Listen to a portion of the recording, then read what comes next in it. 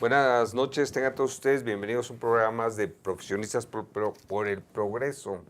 En esta ocasión, nuevamente, Gerardo Castilleja. Gracias, buenos días. Bienvenido. Vamos a tocar un tema muy importante sobre la cuestión energética, claro. ¿Verdad?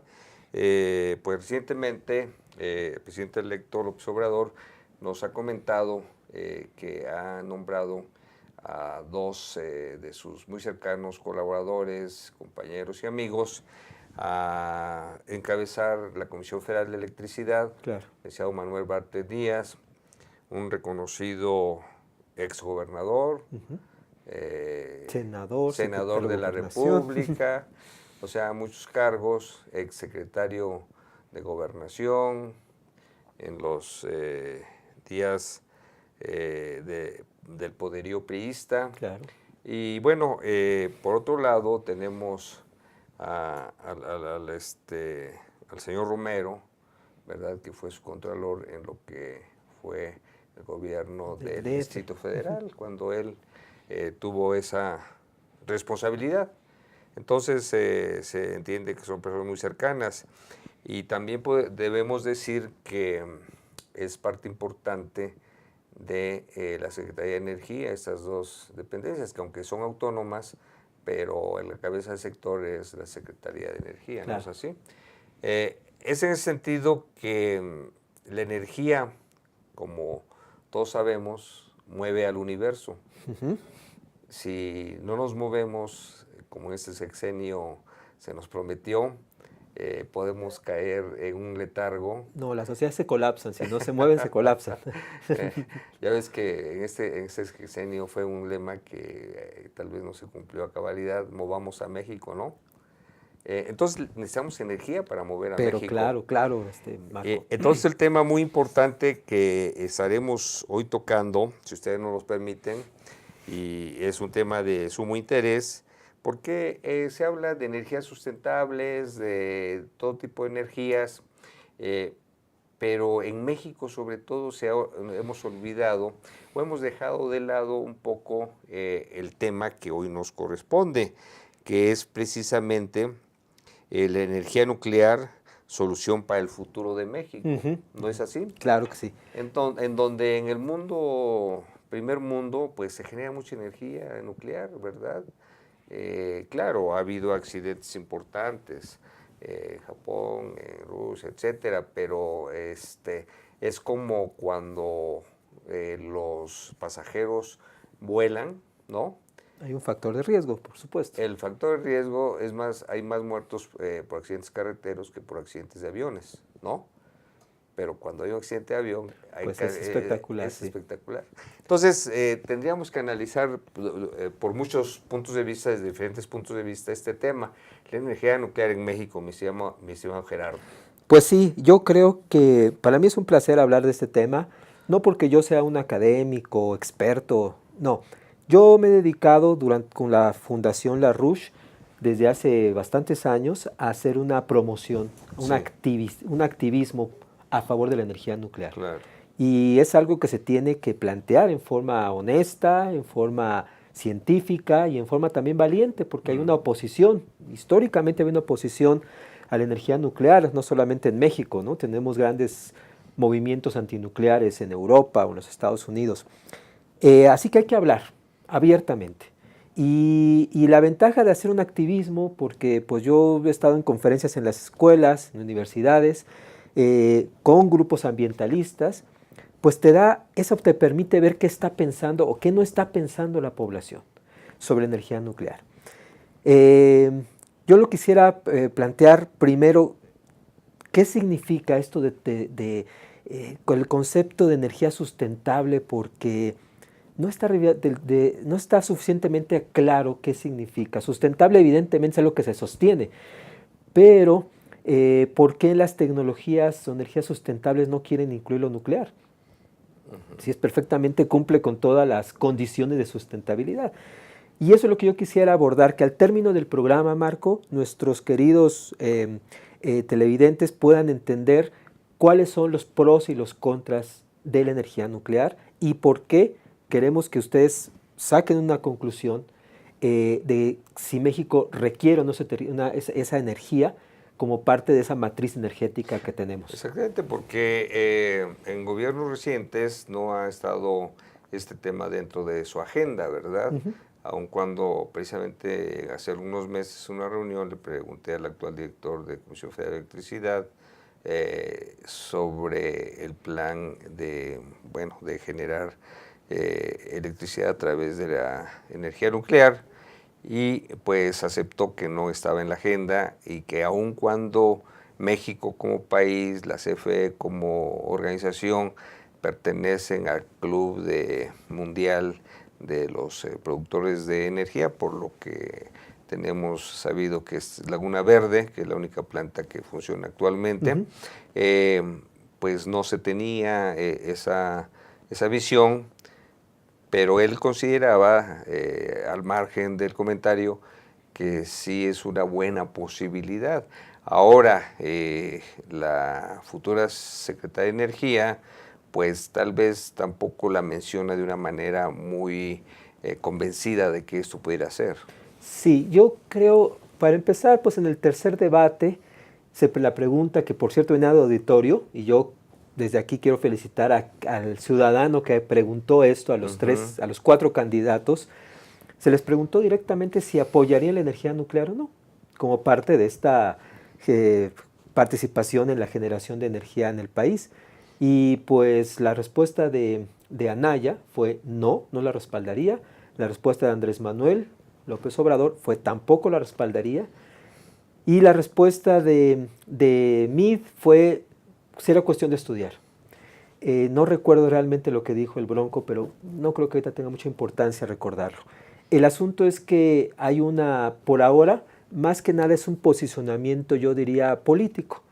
¿Por qué? Pues porque la energía nuclear requiere, yo es lo que pretendo, ¿no? Vamos a adentrarnos un tanto en entender cuáles son esas razones por las cuales no se quiere hablar en forma abierta.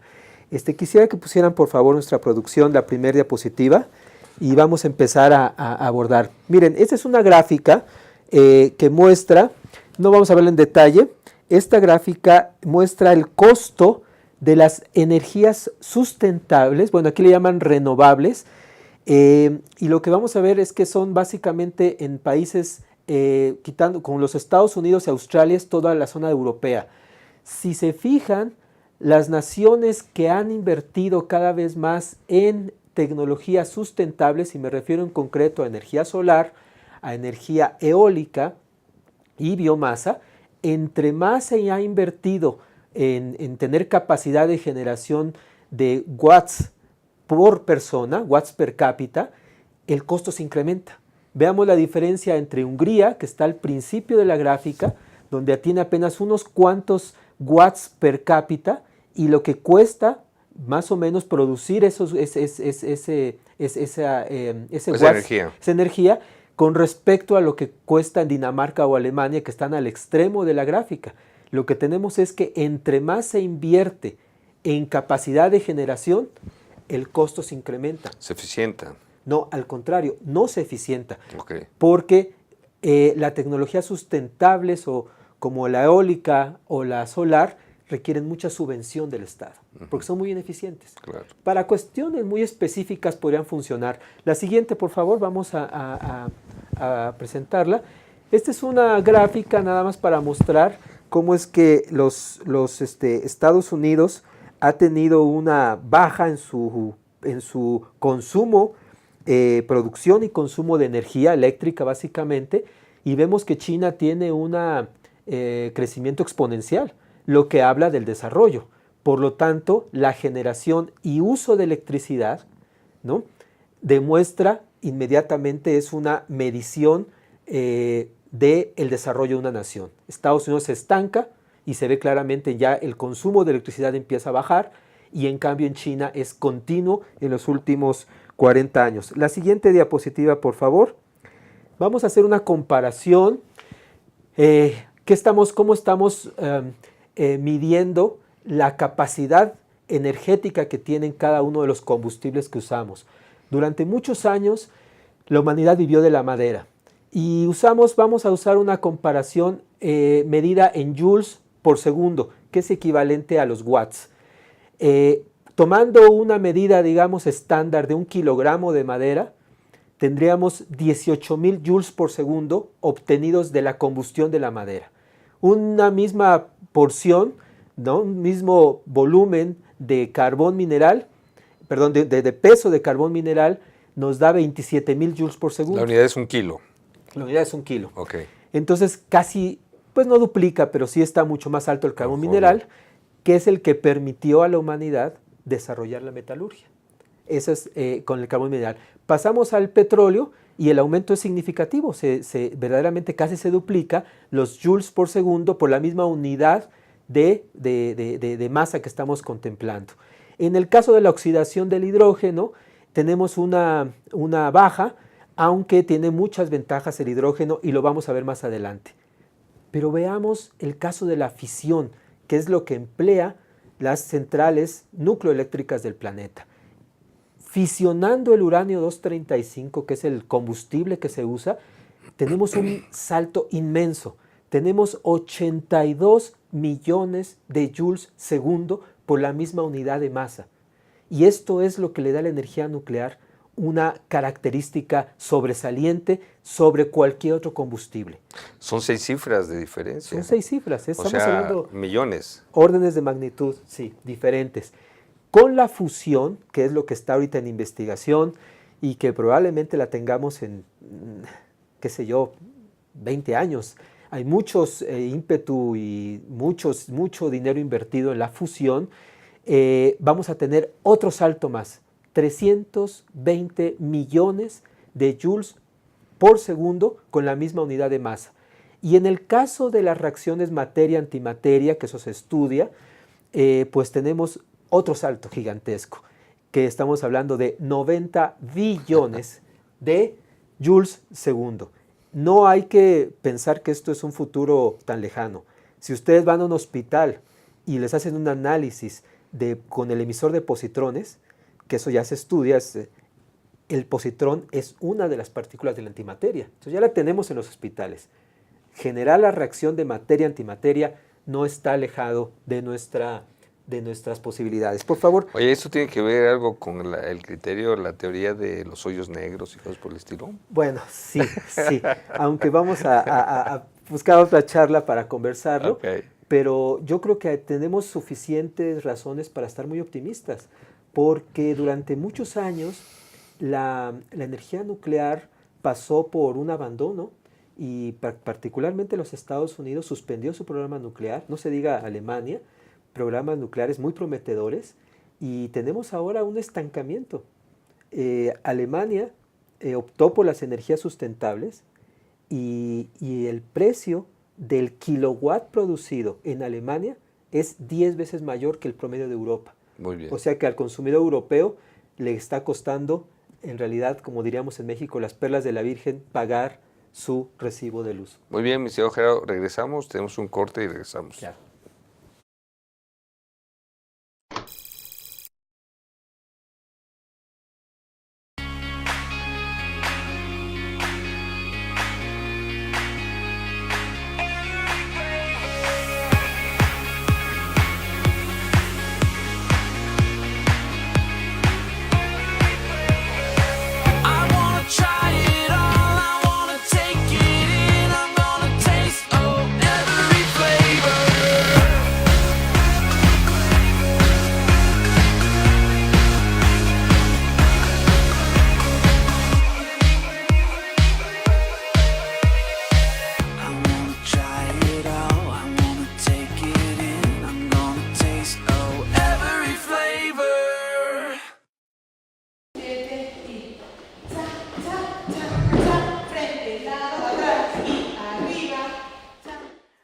mí el baile es como una terapia porque me ayuda a relajarme, a desestresarme y a sentirme mejor. Cuando era estudiante estuve becada por el taller de baile y al terminar la licenciatura me ofrecieron quedarme como maestra de danza y acepté de inmediato. Más que un trabajo, lo veo como una forma de regresarle a la institución el apoyo que en algún momento me brindó. Estudié psicología porque siempre me ha gustado ayudar a las personas que están a mi alrededor. Actualmente estoy haciendo una investigación con cuidadores primarios de pacientes con cáncer y esta experiencia me ha llevado a plantearme nuevos horizontes en lo profesional. Soy Carla Fernández y uní la psicología y la danza para ayudar a que la gente se sienta mejor. UNILA es más.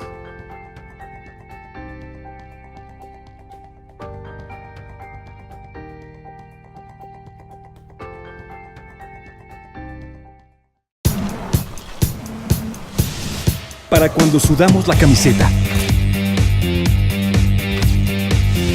Para los que tenemos una vida intensa. Porque todos necesitamos rehidratarnos. Electrolit, hidratación total, científicamente hidratante.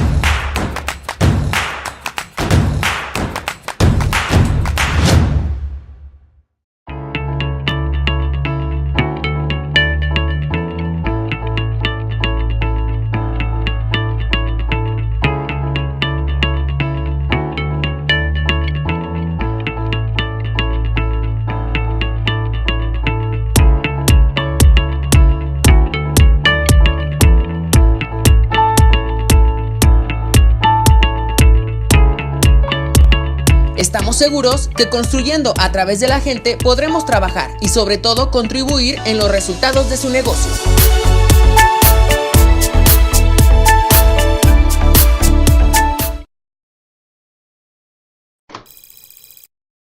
A ver, Bueno, regresamos con Gerardo Castilleja Chávez, quien es ingeniero en electrónica por la Escuela Superior de Ingeniería Mecánica y Eléctrica, SIME. Pues ha trabajado en el grupo de Lyndon LaRouche desde 1990, ya tienes muchos años ahí, mi querido Gerardo, con especialidad en economía física dentro del Instituto Schiller, del cual también es miembro. Es subdirector del Centro de Estudios de Economía Física, Asociación Civil, fundado para exponer las ideas del economista físico Lyndon LaRouche. Pues estábamos antes del corte, mi querido Gerardo, hablando sobre la energía nuclear, haciendo algunos señalamientos referente a lo que nos puede dar un kilo de materia para transformar, porque como sabemos la energía, como los principios básicos, no se crea ni se destruye, solamente se transforma. Y en este caso estamos transformando materia en energía, ¿no es así?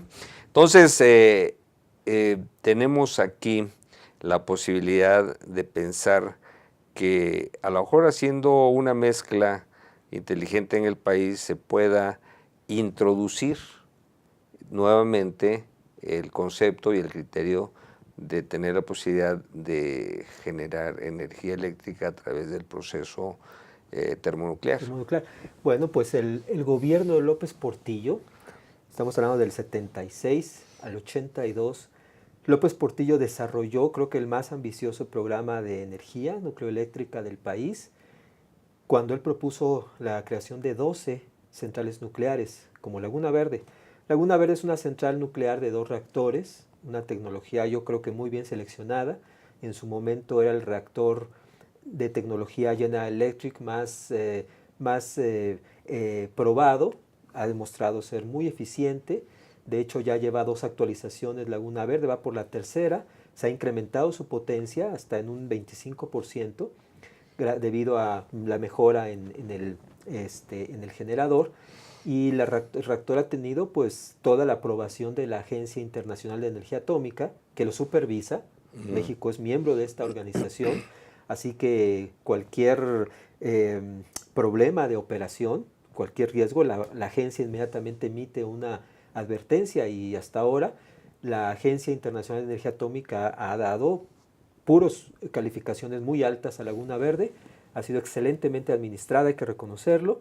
México podría llevar a cabo, con la experiencia que tiene, yo conozco gente en el Instituto Nacional de Investigaciones Nucleares, podría perfectamente México manejar no 2, 3, varias centrales nucleares. Y efectivamente, como dices, Marco, hay que combinar. Tenemos condiciones en el país.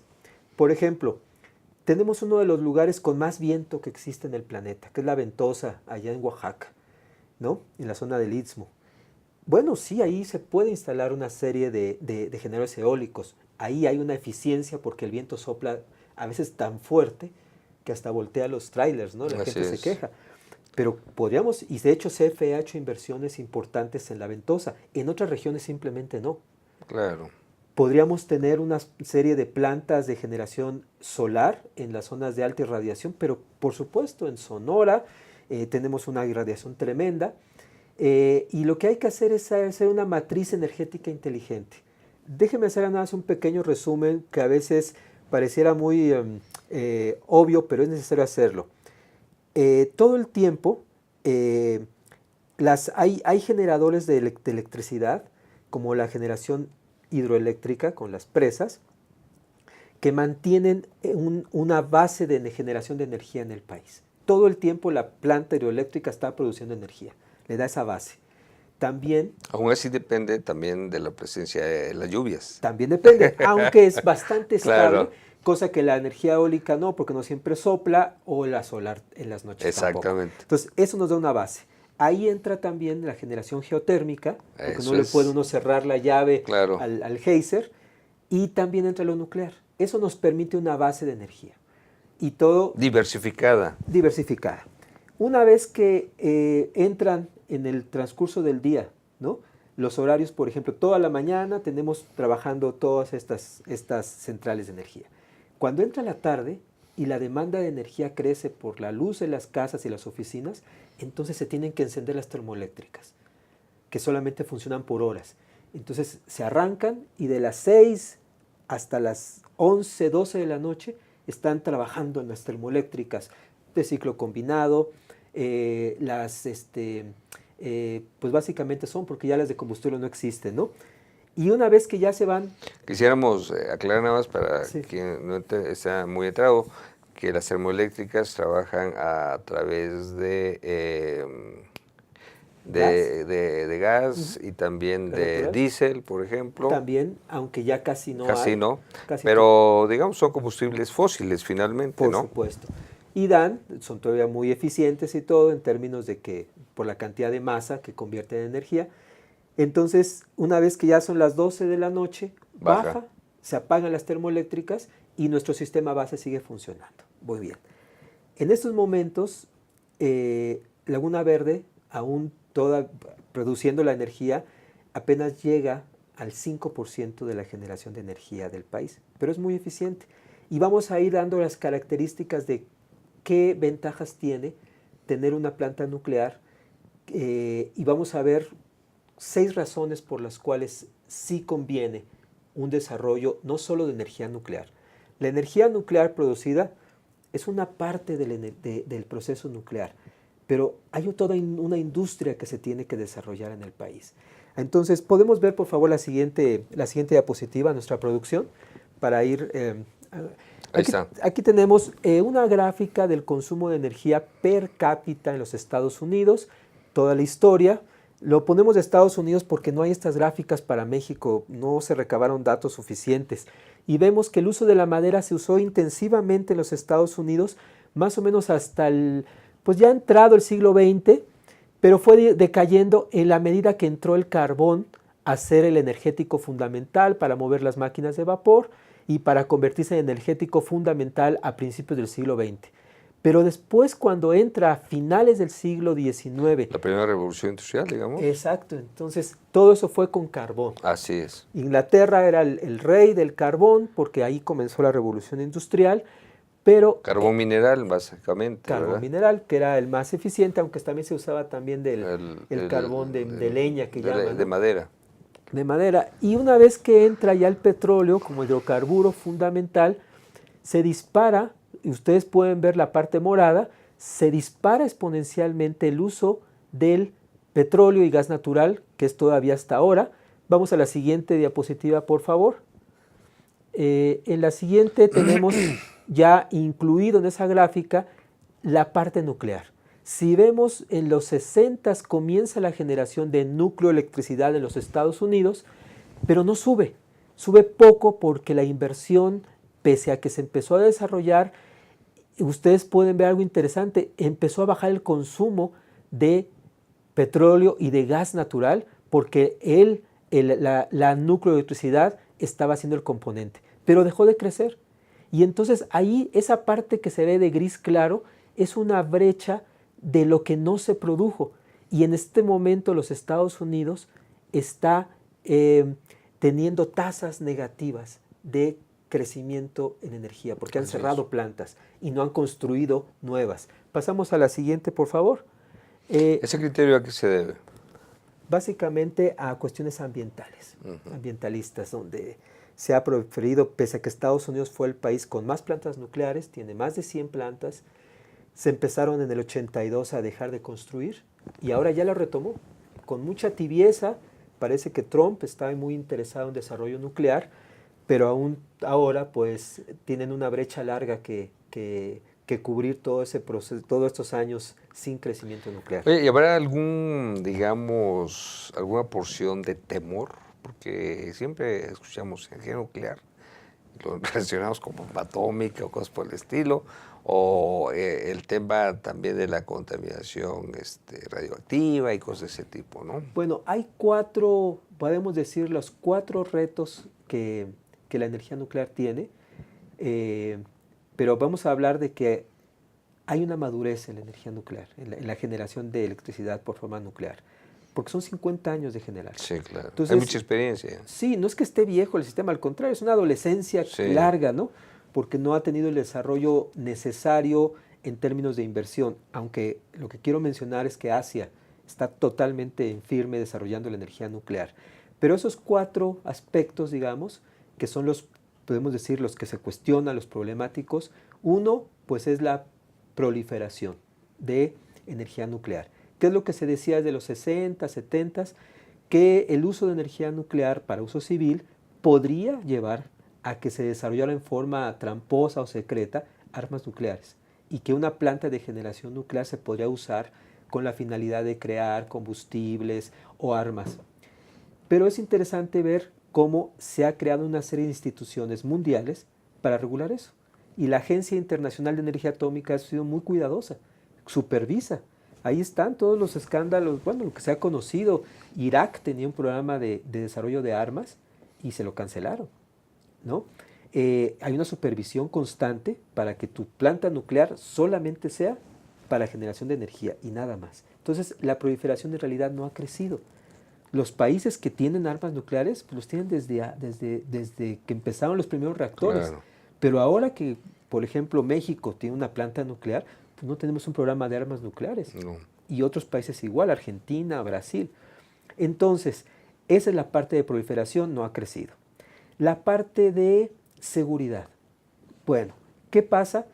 Que han avanzado tanto la tecnología de los reactores que tenemos, tú mencionaste al principio del programa, hemos tenido en realidad en los 50 años de generación de energía nuclear solamente 2 accidentes. Bueno, de hecho fueron 3. Hablemos del primero que no provocó accidente, no provocó mayor daño. Creo que fue en 76, la planta de 3 millas, 3 Mile Island, en el este norteamericano, por Maryland, pues tuvo un mal funcionamiento de la planta y el sistema de emergencia la apagó. No hubo ninguna consecuencia, no hubo ninguna dispersión de isótopos radiactivos al medio ambiente, funcionó. Se habla de un sabotaje, Lo que haya sido, la planta se paró a tiempo. Chernobyl, pues hay que hablarlo con claridad, se ha dicho mucho, pero ahora se sabe con estudios serios qué pasó. Chernobyl pues fue una planta nuclear en Ucrania que el gobierno soviético utilizó para hacer ensayos militares. Y lo que se hizo fue lo que jamás ningún físico o ningún administrador de una planta nuclear haría, que es reducir la potencia del reactor a niveles críticamente bajos. Para que un reactor nuclear sea eficiente y funcione, tiene que estar produciendo a alta temperatura, en un régimen muy alto, y el ensayo militar consistió, ¿qué pasaría en el escenario de un bombardeo donde de repente el reactor, para no apagarlo, porque sí requiere todo un procedimiento que lleva días encenderlo, para no apagarlo, reducirlo al mínimo su capacidad de generación, mantenerlo como en stand-by, y lo que hicieron fueron reduciendo la potencia del reactor, y los sistemas de emergencia del reactor empezaron a apagar, querían apagarlo porque empezó a haber cierta inestabilidad, pero los militares desconectaron los sistemas de emergencia para llevar a cabo el ensayo. Entró el segundo nivel de seguridad. Los reactores de ese tiempo tenían 6 niveles de seguridad, ahora tienen más de 10. Entró el segundo nivel de seguridad, lo desconectaron, así el tercero. Cuando quitan el último sistema de seguridad, el reactor entra en tal inestabilidad que se sale de control y no hay manera de detener la reacción nuclear. Lo único que hicieron ellos fue correr. El reactor se fundió, el núcleo se fundió y emitió esta contaminación inmensa que llegó hasta Europa. Pero claramente no fue un problema del reactor, fue la operación que se hizo del reactor. Así que es algo que no ha vuelto a pasar y naturalmente Rusia aprendió la lección. Rusia es diferente a la Unión Soviética, por supuesto. Y el último accidente ese fue un accidente que fue el de Fukushima, en Japón. Pues básicamente tenemos un tsunami, un terremoto y tsunami de más de 9 grados, produce olas de arriba de 12, 14 metros, y lo que pasa es que en cuanto el temblor ocurre, los sistemas de emergencia apagan los 4 reactores que había en esa parte, pero la ola llega e inunda la planta nuclear. El problema es que inundó las máquinas de enfriamiento del reactor. El reactor tarda más de 2, 3, 4 horas en enfriarse. Entonces, al inundar el cuarto de máquinas, el reactor no terminó de enfriarse. Y la compresión de gases hizo que una parte, no el núcleo central del reactor, sino la cámara de enfriamiento, se abriera. Entonces, el agua que está circundando... ¿Se contaminó? Se contaminó. Eso. Y entonces sí, hubo una contaminación, una radiación, y uno puede decir 1 o 2 problemas que los japoneses no previeron. 1, la ubicación geográfica de la planta nuclear, dándole la cara al Pacífico. Al mar. Cuando ellos tienen un mar, el mar interno de Japón. Un canal, ¿no? Sí, entre China. Y sí, ponerlo ahí, porque pues ahí los temblores son mucho menos frecuentes.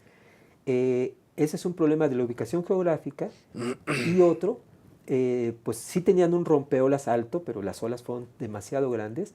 Otro es poner el cuarto de máquinas encima de la planta, no abajo. Entonces es un problema, digamos, elemental de diseño, que a veces a los ingenieros pues, se nos va, ¿no? Naturalmente que Japón hizo toda una revisión, pero Japón depende de la energía nuclear. Así que no puede renunciar a ella, tiene que mejorar esos sistemas y lo va a hacer. Lo va a hacer porque al aspecto que quería llegar con todo esto es que en el futuro, todo el mundo lo sabe, vamos a tener que dejar los hidrocarburos porque se van a agotar. ¿Cuál es el combustible realmente del futuro que puede reemplazar a los hidrocarburos? Y el combustible más prometedor es el hidrógeno. Ya hay coches con celdas de hidrógeno. Sí. El problema es producir hidrógeno en forma barata, costeable, para reemplazar a las gasolinas o a los diésel, lo que sea. Bueno, pues para buena noticia, las plantas nucleares son grandes generadoras de hidrógeno. Se hace a través, ahorita por electrólisis se puede hacer, pero es más eficiente. Ahora por la nueva generación de reactores va a ser por una descomposición termoquímica. Es decir, es tan alta la temperatura del núcleo del reactor que simplemente descompone el agua en sus componentes y una de esas es el hidrógeno. Y se saca cantidades inmensas de hidrógeno. Muy bien. Perfecto. Regresamos después de un corte con este apasionante tema. Gracias.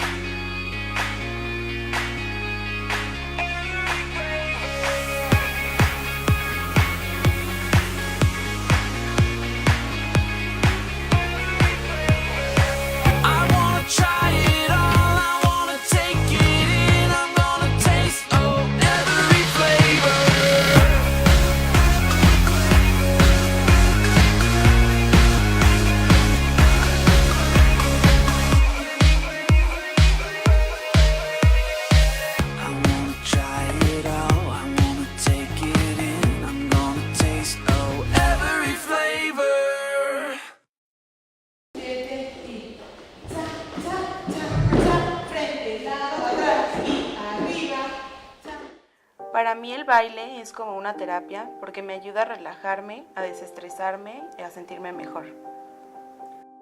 Cuando era estudiante estuve becada por el taller de baile y al terminar la licenciatura me ofrecieron quedarme como maestra de danza y acepté de inmediato.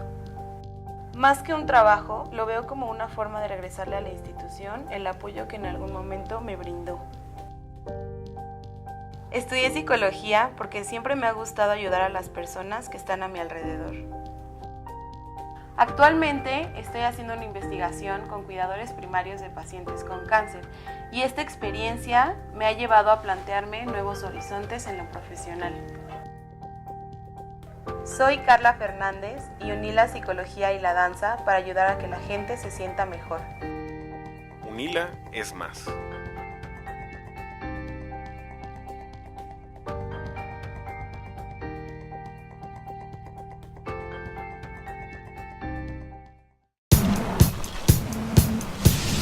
Para cuando sudamos la camiseta. Para los que tenemos una vida intensa. Porque todos necesitamos rehidratarnos. Electrolit, hidratación total, científicamente hidratante.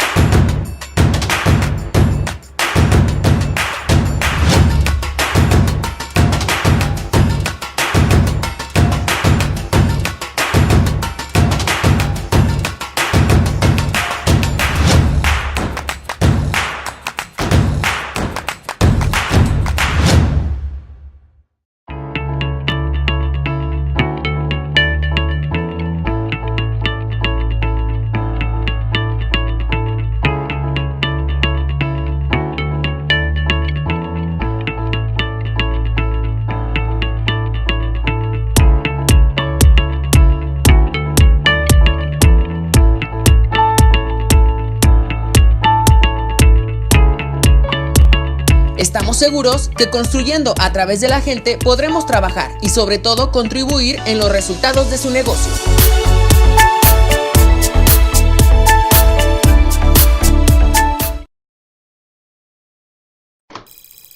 ¿Cuenta? 39. Muy bien, mi estimado Gerardo, pues regresamos a este tema, nos quedamos en... Si nos quedamos en que el hidrógeno, que es el combustible del futuro, no lo digo yo, ¿verdad? La propia tendencia mundial a un uso de un combustible eficiente va a ser lo que reemplaza el petróleo. Los coches con celdas de hidrógeno va a ser lo más común. Pues en París están circulando los coches con combustible de hidrógeno, hay estaciones... Autobuses creo que también empiezan. Estaciones de servicio ya, digamos, cargando hidrógeno, pero... Entonces este sería, digamos, un producto secundario que además se puede aprovechar. Aparte de la generación de energía, Exacto. tenemos una cantidad enorme de hidrógeno. Ahora, ¿qué pasa? Bueno, pues que estas celdas de hidrógeno pues oxidan el hidrógeno con el oxígeno ambiental y en el escape del coche o del camión pues tenemos vapor de agua, totalmente amigable con el medio ambiente. Así es. Entonces, para empezar, hablé yo de los 4 aspectos que se señalan de la energía nuclear. Primero, la proliferación de armas nucleares, ya vimos que eso no ha pasado. Lo segundo, que es el asunto de seguridad, encontramos que ha habido verdaderamente toda una pauta de seguridad, normas muy estrictas. Tenemos países como, ahorita comentábamos, como Francia. Francia tiene 78% de su electricidad es por vía nuclear. Ni un accidente.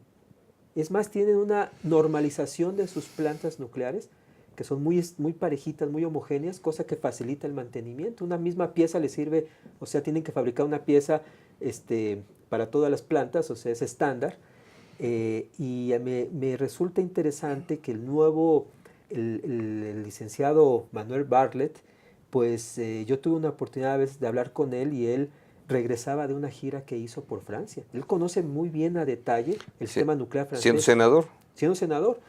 Y claro, Francia es una referencia de cómo es que un país desarrollado tiene una matriz energética altamente eficiente. ¿Cuál es una de las ventajas adicionales de la energía nuclear? Que el precio del uranio es muy barato y no tiene sobresaltos como los que tienen los hidrocarburos, ¿no? Por cuestiones geopolíticas, el precio del crudo va de $120 a $22. Bueno, pues las economías tienen que ajustarse a esos vaivenes, pero el uranio no. El uranio es un combustible muy estable y entonces uno puede hacer una planificación a largo plazo. Entonces, la seguridad. Algo que también se habla de los reactores o de las plantas es el asunto de los residuos. Bueno, para algo que preocupa, toda la generación de energía genera residuos. Los hidrocarburos, pues ahí están en la atmósfera lanzando CO2. En el caso de las plantas nucleares, los residuos de la fisión se pueden reciclar en un alto porcentaje. Las plantas de tipo MOX, el combustible MOX es un combustible reciclado y hay plantas de reciclamiento de combustible en Rusia, en Japón, en Estados Unidos, en Francia, y reciclan el 96% del combustible quemado. Así que tenemos una fracción de kilos en todo un año de generación nucleoeléctrica, tenemos 90 kilos de desperdicio nuclear. De esos 90 kilos aproximadamente se reciclan el 96%, así que tenemos 4 kilos, ¿no?, que se pueden cargar para poder depositarlos en un lugar específicamente seguro. Vamos a ver la siguiente diapositiva, nada más para dar una comparación muy rápida. Este pellet, que es esta figurita, esta es una unidad de combustible nuclear que pesa apenas unos 22 gramos por ahí, equivale a 3 barriles de petróleo, en términos energéticos, equivale a 1 tonelada de carbón y equivale a 17,000 pies cúbicos, ¿no?, que son más o menos unos 5,000 metros cúbicos más o menos de gas natural. La siguiente, por favor. Tenemos la siguiente, el perfil energético de México. Bueno, tenemos aquí la necesidad de cambiar ese perfil energético. ¿Por qué? Porque la parte café que vemos, que es gas natural, pues básicamente es importado y le cuesta mucho a la nación tener que estarlo trayendo como el principal, está casi igual al petróleo, por fracciones porcentuales, pero es un componente que tenemos que evitar importarlo o producirlo directamente nosotros. El carbón, como vemos, pues apenas es la parte amarilla, menos del 5%, y bueno, pues la gasolina, principalmente la parte morada, casi es gasolina, casi no es gas. El gas más bien está incluido en la parte café, pero la gasolina es un componente importante que tenemos que generar nacionalmente, y tenemos que en la parte renovable, ahí pues tenemos que aún la generación eólica, la generación de geotérmica, etcétera, es pequeña todavía. Necesitamos, y lo nuclear apenas ni siquiera llega al 0.8%. Ese es el componente que hay que aumentar para reducir el uso de hidrocarburos. El moradito. Pasamos a la siguiente. Esta es la planta, un complejo nuclear en el este chino, se llama Qinshan. Este es el lugar con más centrales nucleares del mundo. Hay 7 reactores nucleares ahí, funcionando bien. Creo que se acaba de terminar el 7º. No ha tenido ningún problema. Genera una cantidad inmensa de energía para las zonas industriales de Shanghái y no me acuerdo qué otras ciudades. La siguiente, por favor. Este es para animar nada más, este es un ejemplo de un reactor de fusión. Es un reactor experimental que está en Francia. Son 7 naciones involucradas. Este reactor, para ver, vamos a ver las dimensiones, tiene el tamaño de un edificio de 5 pisos. Es una máquina extremadamente compleja y ha dado resultados prometedores. No es el único reactor de investigación, es el más grande. La siguiente, por favor, nada más para que veamos la dimensión de una de las carcasas, digamos, que cubren a este reactor. Pues ahí está una persona caminando en medio para darnos una idea del tamaño. Este reactor es como una dona, y dentro de esa dona es donde se produce el plasma para lograr la fusión nuclear, la unión de estos núcleos pesados, y requiere todas estas camisas que van por encima, campos magnéticos, toda una serie de instalaciones. La siguiente, por favor. Es el tamaño que veamos de esta tremenda máquina, que van a ser así, es el primer reactor que puede tener uso comercial. Las investigaciones avanzan bastante bien. La siguiente son una serie de corazas que tiene, y hay que ver que la siguiente, estos reactores producen, la siguiente por favor, estos reactores producen un plasma de muy alta temperatura. Por ejemplo, la siguiente por favor, tenemos que, no, hay una anterior por favor, esa. El plasma que se genera dentro del reactor es un plasma de 50 millones de grados centígrados. Eso quiere decir que no hay ningún material que pueda resistir esa temperatura, la temperatura más alta que la temperatura del Sol, del centro del Sol. Entonces requiere que ese plasma de muy alta temperatura flota dentro de la cámara del reactor de fusión. La siguiente, por favor. Miren, este es muy interesante. Este es el estrecho que se llama el estrecho de es el canal de Kra en el extremo sur de Tailandia. Ahí hay una rayita que ustedes pueden ver que se llama el canal de Kra. No se ha construido. Esta es una necesidad de eficientar el comercio. Ese canal que ustedes ven ahí permitiría el comercio del mar de China al Océano Índico. Bueno. Se tiene que bajar por abajo de Malasia. Se tiene que bajar y cuesta hasta mucho. Malasia. Sí, tiene que hacer toda esa vuelta. El planteamiento es regresar a algo que ya se consideraba posible en los años 60, que son el uso de explosiones nucleares pacíficas para abrir grandes canales, y eso es lo que está ahorita en discusión. Otra aplicación rápidamente de toda la energía de fusión, la siguiente, es la antorcha de fusión. Esto es todo un logro tecnológico que ya existe, es usar esos plasmas muy calientes que están dentro del reactor para llevar a cabo una transformación de materia y poder lograr la siguiente, algo que se llama la transmutación de elementos, que es lo que se buscó en la Edad Media con los alquimistas. Ahora se puede hacer, es decir, podemos transformar un elemento en otro, uranio en oro, o oro en uranio, en fin, podemos tener la fabricación, a pedido, ¿no? Por primera vez vamos a tener materiales que puedan ser 99% puros, y eso le da características increíbles, únicas, ¿no? Tener un oro 99% puro no se puede obtener por medios metalúrgicos, pero sí por medios nucleares. Entonces va a experimentar la industria el uso por primera vez de minerales de altísima pureza, y eso se logra con la antorcha de fusión. Yo quisiera dar una recapitulación. Sí. La siguiente nada más para ver nuestra planta nuclear, que es Laguna Verde. No, la siguiente, por favor. Es nada más el uso del petróleo. Esta es Laguna Verde. Las propuestas que ha habido para tener en México otras plantas nucleares tienen que ser, la UNAM ha hecho su trabajo, y sobre todo la Academia de Ingeniería ha presentado propuestas concretas. Ante el Senado se propuso desde tiempos de Fox, luego con Calderón, ha habido intentos. Yo creo que es el momento, es la hora de la verdad, de comenzar a la industria, no solo las generadoras, las plantas nucleoeléctricas como Laguna Verde, sino que ha llegado el momento de la hora de la verdad, de decir la energía nuclear sí y por qué. Y uno es porque hay un regreso en todo el mundo de la energía nuclear, se ve claramente en China y su expansión nuclear, 36 plantas nucleares en construcción en China, se exporta la tecnología nuclear. Acaba de decir el presidente Putin para África, donde vino esta reunión magnífica de Sudáfrica, de la reunión de los BRICS, acaba de decir Putin, Rusia está en toda la disposición de empezar desde cero toda la industria nuclear para África.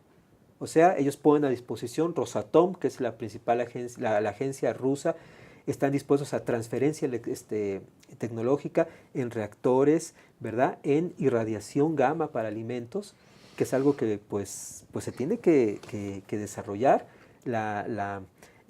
Todo el sector de radiación gamma, que existe en México apenas en forma pequeña, pero existe allá en el Salazar, en el ININ, se irradia cosméticos, se irradia injertos de piel para poder hacer de piel de cerdo, para poder hacer esos injertos.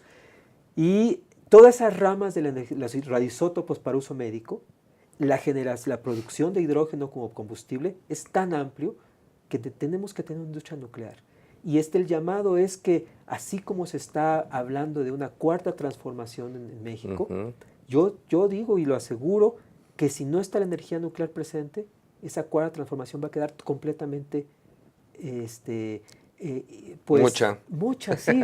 O sea, ¿cómo vamos a hablar de cosas grandes si nuestra principal generación de energía depende de un hidrocarburo que se está agotando?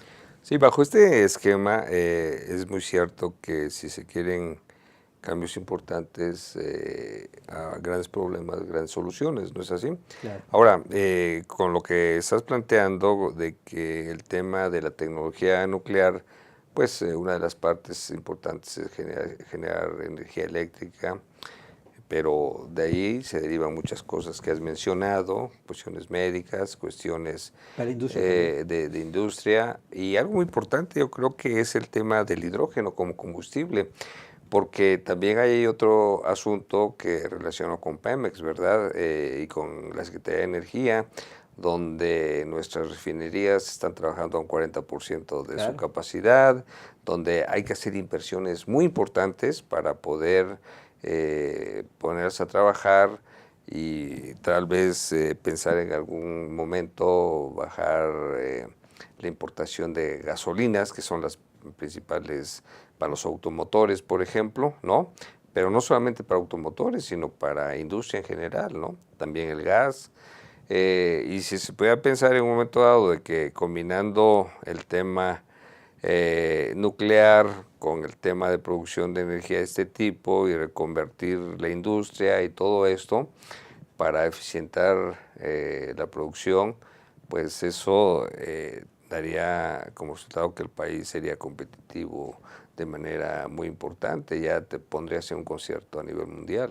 Yo creo que el enfoque, por ejemplo, sobre las hidroeléctricas del país, que se han hecho, incluso gobiernos que casi se estaba haciendo una hidroeléctrica por sexenio en los últimos 20, 30 años, el enfoque fue muy limitado, porque una planta hidroeléctrica no solamente que está en torno a una gran presa, pues el criterio no solo debe ser generar energía eléctrica, sino gestión de agua. Así es. Es decir, se tiene que manifestar un interés de conectar entre sí las propias presas y hacer los trasvases necesarios. Se genera electricidad y se hace la transferencia de agua necesaria. Ese enfoque ha fallado. El petróleo tiene que utilizarse con fines más nobles que quemarlo. Tiene que usarse para petroquímica. Así es. Y yo diría, y extender en todo el país el uso de energía nuclear permitiría estas sequías enormes. Otra cosa que no señalamos, pero es muy necesario, es la desalación a grandes cantidades de agua de mar. Los reactores se enfrían por agua. Entonces podemos poner agua de mar que nunca entra en contacto con la parte de isótopos y la parte radioactiva. Se genera vapor y ahí está la desalación. Y tenemos grandes cantidades y la propia energía de la planta bombea esa agua totalmente potable hacia adentro. A donde se use. Entonces, desalación de agua de mar, generación de hidrógeno, usos de los radioisótopos, medicina, industria, etcétera, ¿no? Tenemos, toda una industria de los isótopos. Muy bien, mi estimado Gerardo. Pues entonces podemos pensar que la energía termonuclear pues es un círculo virtuoso finalmente, que pues debe ser prometedor. Además visto por el nuevo gobierno que promete una revolución y pues es parte de la revolución, ¿verdad? Pacífica. Sí. Entonces no me queda más que darte un reconocimiento por tu charla, mi querido Gerardo, y pues aquí estamos a tus órdenes y seguiremos con una serie de programas porque esto requiere pues ideas y propuestas que puedan ser realmente realizables. Muchas gracias. Un gusto siempre estar con tu auditorio. Buenas noches a todos ustedes.